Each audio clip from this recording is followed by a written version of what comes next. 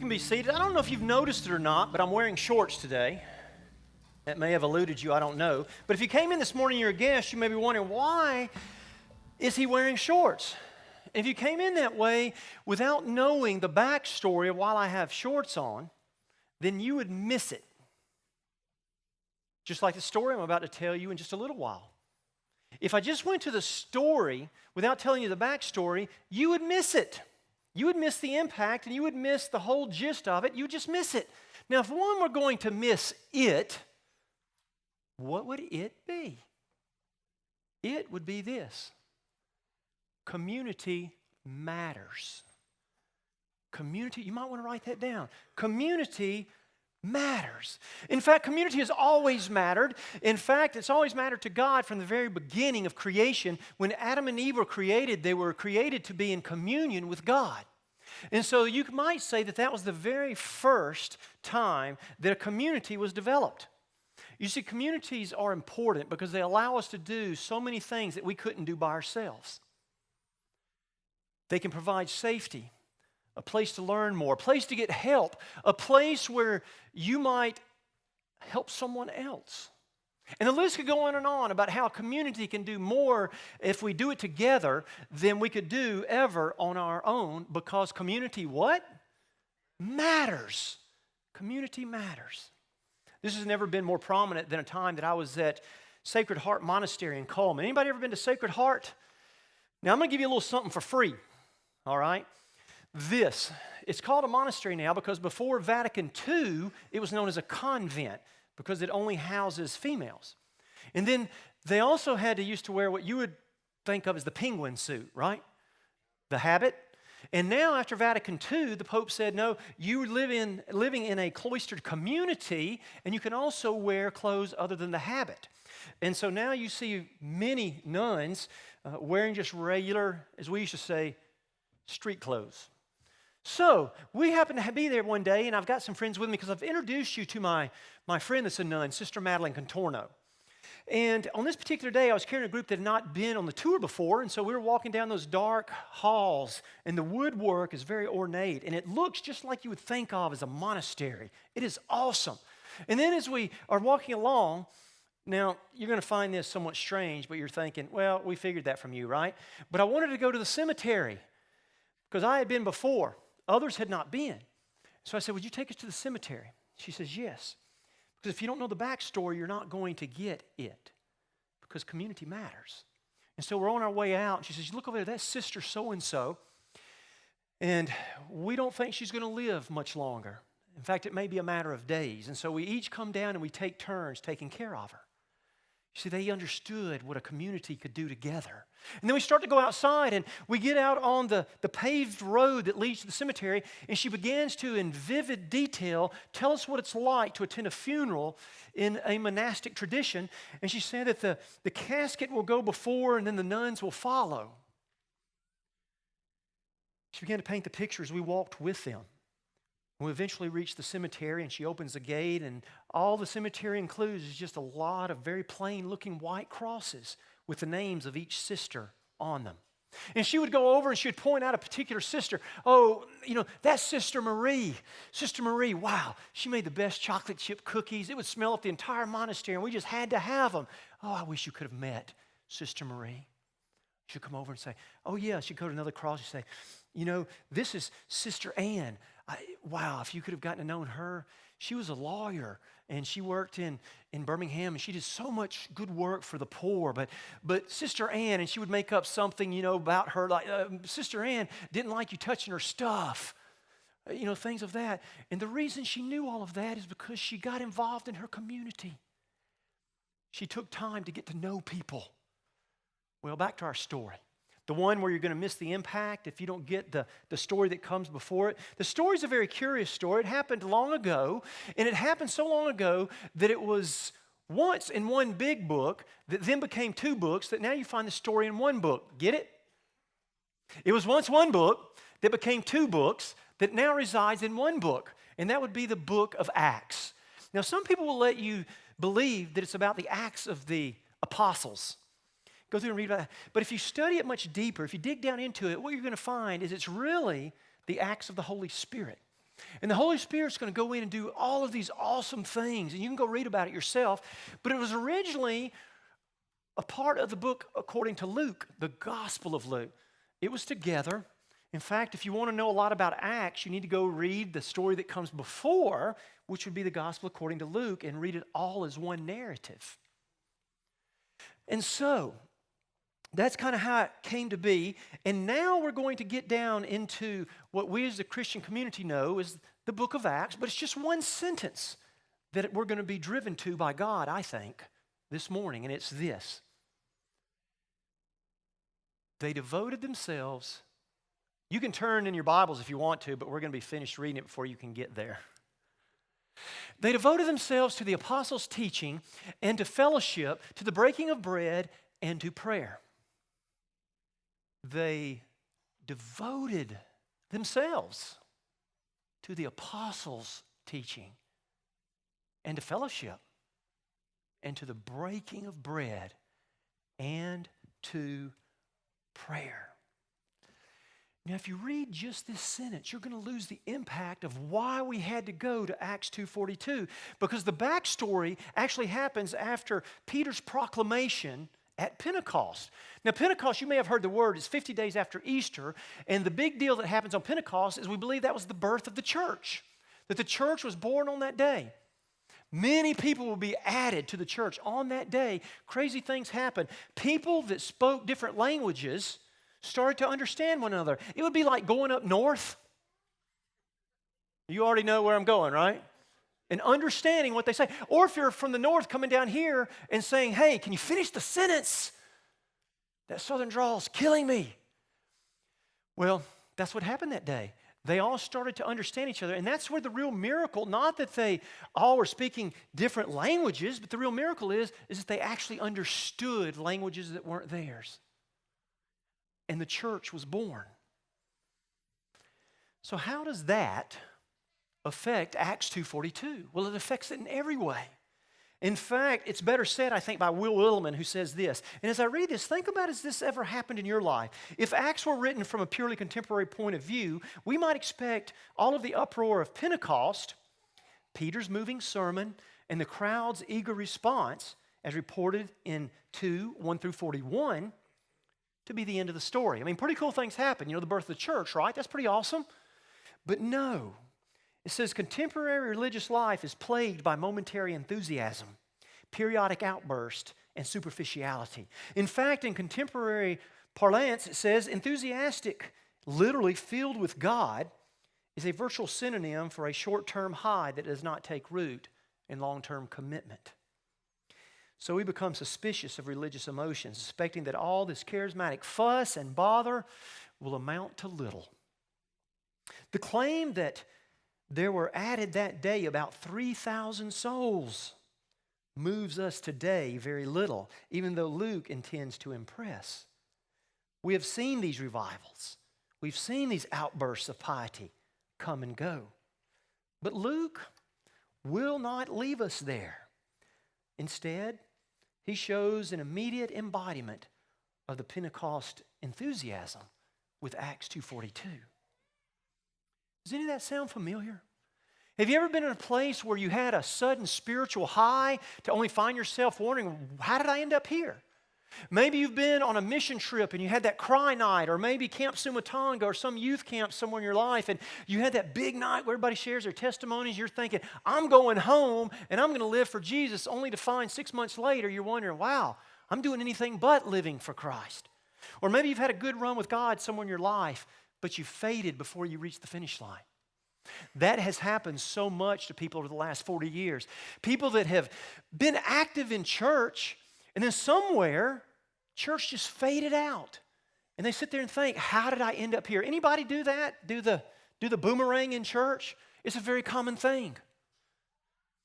Many of us have had opportunities where our spiritual lives were up here, and before we knew it, they were down here. And we're thinking, how in the world? You just get up one day, how did I end up here? How did I end up here? How many of us have ever been uber active in the church and just fallen off the face, never to even know what's going on anywhere? Well, that's why community matters. And that's why I think God has driven us to Acts 2:42 today, because it's very important, because God knew that we needed a rhythm. He knew the people in Acts needed a rhythm. He knew that Pentecost was going to be awfully awesome, but you just weren't going to be able to keep that enthusiasm all at a 10 all the time. And so God gives us a rhythm, and He gave that to the community. We needed something steady to keep us going. You see, a rhythm that's not constant and regular is no rhythm at all. In fact, we'll get off beat, if you will. So the community would include at least 4 of those issues, 4 of those characteristics. Could you have done it alone? Yes. But God knew that we can do more when we do it together. And so they came together to study the apostles' teachings, to study God's word. They came to eat together and have communion. They came to pray together as a community, and they came to fellowship with one another. Why? Because community what? It matters. If you don't hear anything else today, know that. Community matters. See, it creates a spiritual rhythm when these 4 characteristics come together and we get involved with them, but more than anything else, that we're consistent. See, that's the key to a strong spiritual life over a lifetime, is consistency. Now, I want you to switch gears for a moment, because I know you all are smart people. I want you to take one hat off, and I want you to put on another one. The second one's not a pointy hat. It's just whatever hat you can imagine in your mind. And I want you to rethink hometown, and I want you to rethink for a moment. I'm going to challenge you to rethink what your hometown means and what community means. I want you to think of your hometown as Sunday morning worship here at Friendship. That's your hometown. And all the people that are around you are your community. Because you can be involved in a hometown by default, but you make a choice to be a part of a particular community. So keep that in mind for a moment. Now, what I want us to do is just for a moment. Oh, I need to ask you this. You know why I need to ask you this? Because in my notes it says I need to ask you this. Okay? I want you to lift up your big toes now just for a moment, because this is where it's going to get a little sketchy for us. So lift up your big toe a little bit, because I don't want to smash both of them, so keep one of them up. And then I need you to give me permission to go forward. Is it okay if I continue? Okay, then no emails this week then, because you told me that you wanted to hear this. So let me ask you some questions. When is the last time you cared, really cared, seriously cared about your hometown? When's the last time you started praying on Monday and Tuesday and Wednesday and Thursday and Friday and Saturday, that when you came to worship today, that you would give it your all?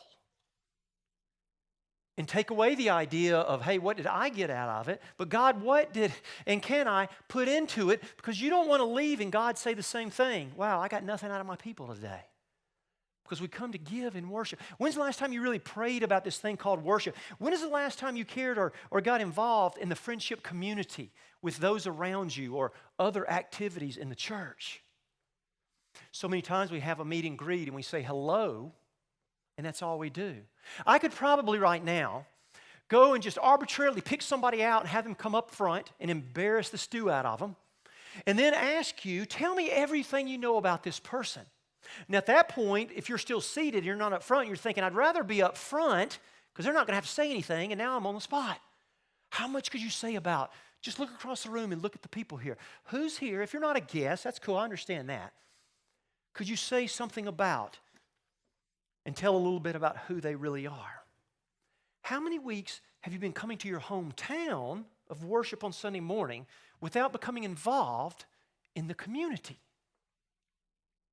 You see, so many people come to just the hometown of worship, and they miss the backstory of how people got here, you see.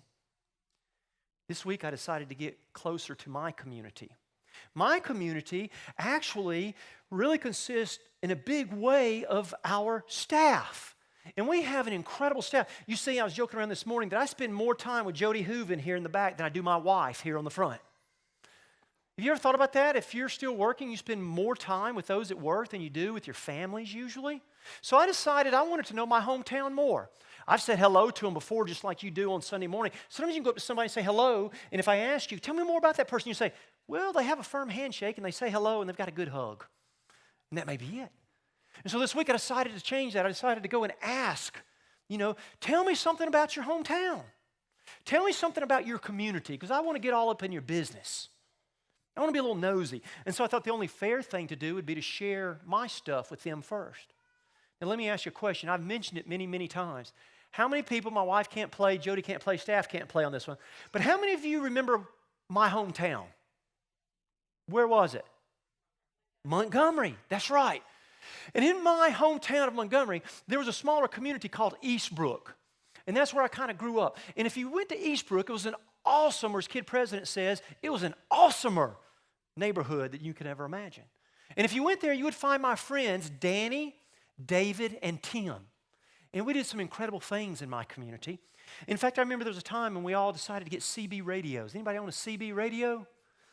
Well, what we decided to do is get ones that, a home base, if you remember that, back when, there was a song about CB radios, breaker, one, all stuff. And so we would decide to do mean things to one another, and I'd call Danny up or somebody and say, hey, when I say channel 13, add 3 to it. So then all our friends that also had them could never find what channel we were on. Had a blast, stay up all night talking on a CB radio. How goofy is that? Well, then we also decided we would learn how to ride our bicycles on the back wheel. We used to call it walking your bicycle, or I used to do it on motorcycles too. Never mind, I can't say I still do. Intentionally. And so, yeah. Anybody ever did that on their bicycle, ride on the back wheel? Some people call it wheeling now and that kind of thing. We decided to do it. Well, one day, Danny, somebody, I still to this day do not know who it was, loosened the front bolts on his forks. And that day we were together, and he goes pulling out of his driveway, which had a kind of a incline, which is now a decline. He pulls it up on the back wheel. Guess what kept going down the street? His front wheel. He pedaled harder than he ever had in his life that day. And it left a mark, because eventually he had to come down.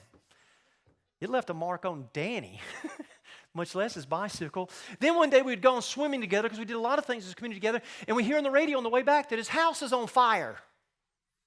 Anybody ever seen a house that's on fire? That's an incredible sight, especially if you know that person. You come in and you see their house totally engulfed, but we got involved. And so this week I decided, well, you know what I'm going to do?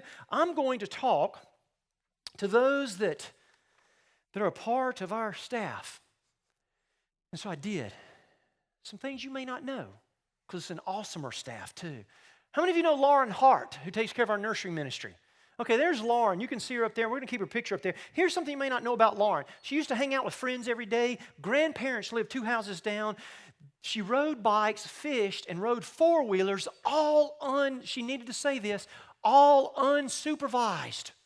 Now, I don't know if she was sneaking out, if her parents just didn't love her, but she wanted us to go out unsupervised. Jody Hooven. How many of you know Jody? He's live this morning, as he usually is. Jody does our youth and worship production and so many other things. But Jody's an interesting guy. I don't know if you've ever taken time just to ask him about it. I mean, he's got a little swag even in the picture, So Jody said this. They used to collect returnable bottles from ditches and bought candy with the windfall. Anybody here ever used to collect bottles? You used to get a nickel for it, if I remember right. Maybe a dime sometimes. And then when you could go exchange that for something, it was awesome. But then, listen to this. Jody was an entrepreneur from an early age. They used to tie a wagon to the back of their bikes and carry with them Kool-Aid and lemonade. So they had a mobile lemonade stand. He was Ardmore's first food truck. He actually made enough money to go sometimes to Sherry's Burgers and buy a meal. He said, that was awesome when you earned it yourself and you went out and bought your meal. Then this was awesome too. They built a clubhouse in his community, and he had to say this, no girls allowed, but he wanted me to make sure that I read this part, I believe. He said, no girls allowed, best place ever. Steve Dorning. Many of you know Steve. He had a general store in his hometown that sold everything. I've been in a general store like that, Mass General Store in North Carolina. You can buy overalls, you can buy hard candy, you can buy fishing lures. Well, he had one of those cool places in his hometown. Hunting was the big community thing, and playing dominoes. Anybody play dominoes? My grandparents used to play dominoes. I don't remember anymore. He says that they were country when country wasn't cool. Said the high school was the hub of the town and basketball was king. Now you have to know, Steve played on the basketball team, so I expected him to say that. Well, then there's Lori Baker. She says, I don't know if you know Lori. Lori right now is in Disney World and did not invite us all to go. So we can deal with her when she gets back. But Lori said this, she lived in a rural community, very rural. In fact, their nearest neighbor was 1 mile away. I've lived in places like that. That is way out in the country. In fact, for us, the fun was watching the cows run across the field in front of us. It was a church I served way in the middle of nowhere. But then she says this, they used a fence as a volleyball net. And that's country. They used the fence, especially if it was a barbed wire. I don't know for sure, but you don't want to go into the net on that one.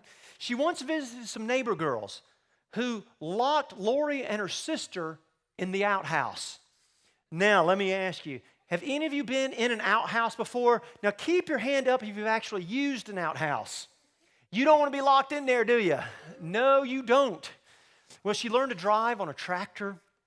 Then there's Sherry Hooven. She lived next to her grandparents. Is Sherry in this morning? Usually she's here somewhere, and she's married to Jody. Her aunts lived on the square in Oxford, Alabama.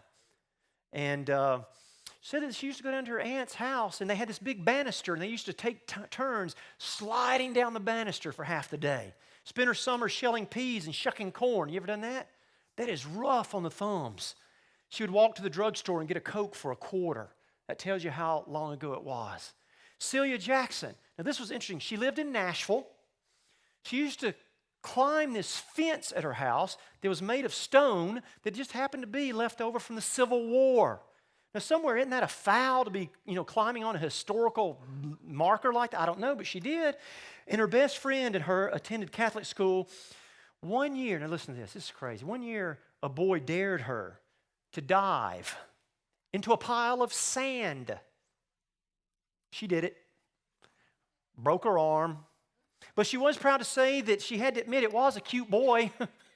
When I thought about that, I thought about Meatloaf's song, I'd do anything for love, but I wouldn't do that.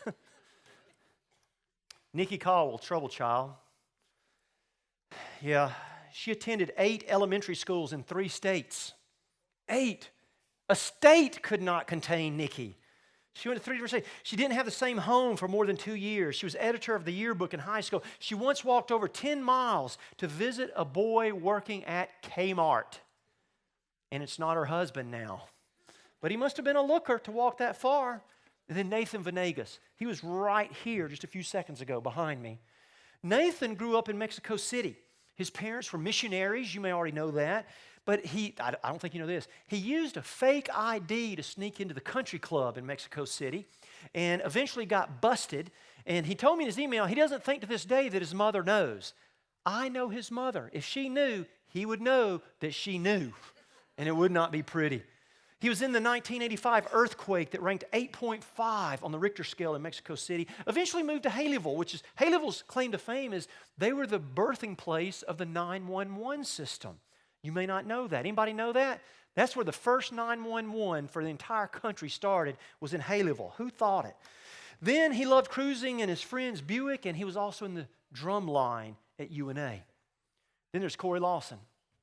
He's up here in the back. He was part of the Friendship Youth Group. Guess who his youth minister was? Jody Hooven.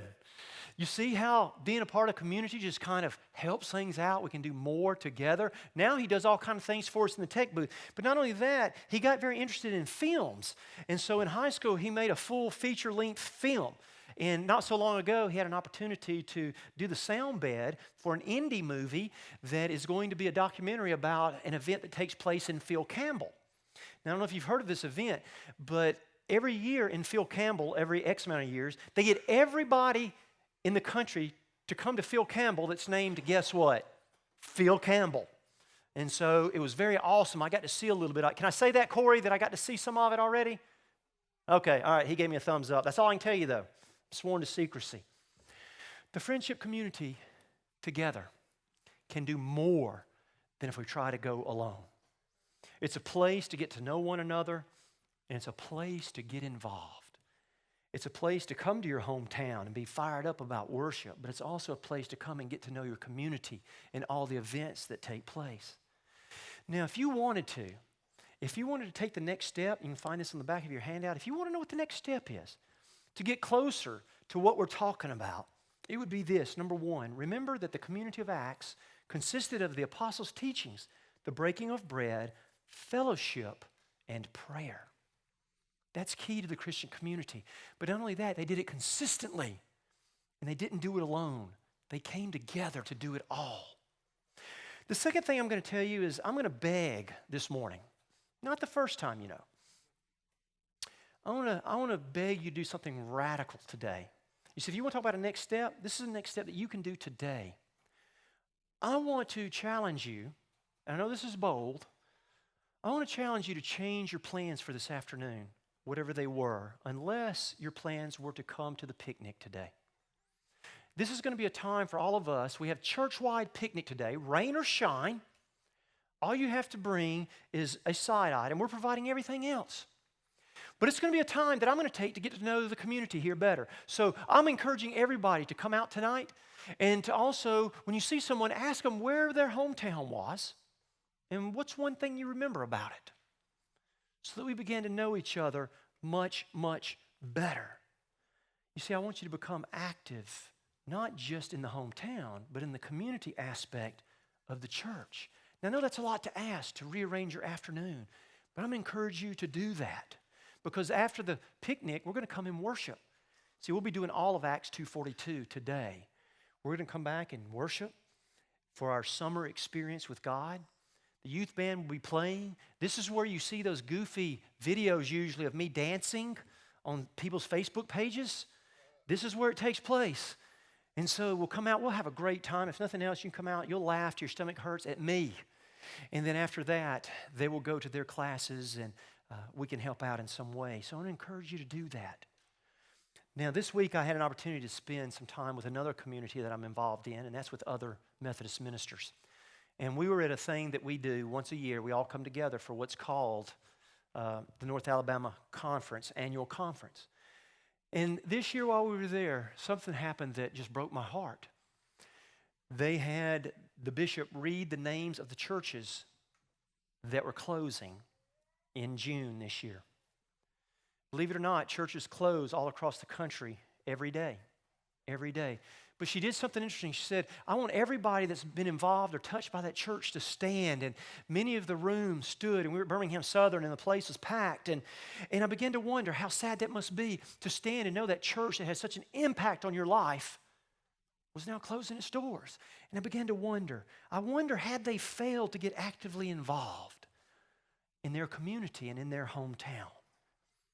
And I could relate in abstract ways to Bruce Springsteen's song, My Hometown, that alludes to a town that had been so vibrant for so long, and now he's riding through his town with his young son, talking about all the closed shops, and then reminding his son, not only is this my hometown, but this is your hometown too.